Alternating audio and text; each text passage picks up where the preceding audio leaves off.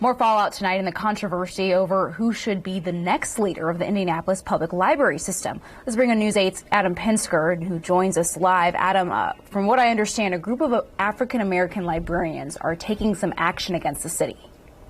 Sure are, Jasmine. The National Conference of African-American Librarians decided to move its conference from Indianapolis, which was originally scheduled for this summer.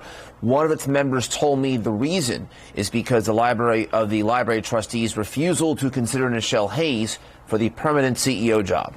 Professional process and practice requires you to go with the next most qualified candidate. A stalemate has developed between the Indianapolis Public Library Board of Trustees and members of the public who want the board to appoint interim CEO Nichelle Hayes to the permanent position. They're supposed to be serving in the public interest, and it doesn't seem like they are.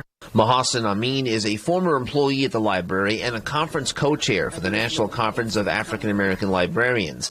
Amin says the organization is so upset by the board's actions, it won't have its previously scheduled conference in Indianapolis this summer.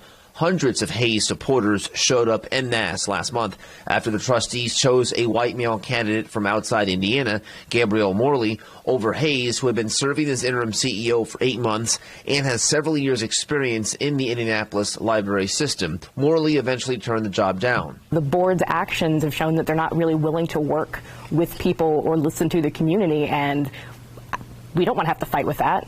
You know, we want to have a good conference and have people have a positive experience and spend money in our city. Even though a majority of the Board of Trustees members are black, Amin says they are still resistant to appointing a black woman to the top job. It's systematic racism. It's built in. It doesn't matter who's on the board. It matters who's pulling the strings, who has political power. The board says it is restarting its selection process for a permanent CEO, and all previous candidates are encouraged to apply. In a statement issued earlier this week, it said in part, the trustees made no promises or guarantees that the person assuming the interim position would advance or be promoted to the permanent role.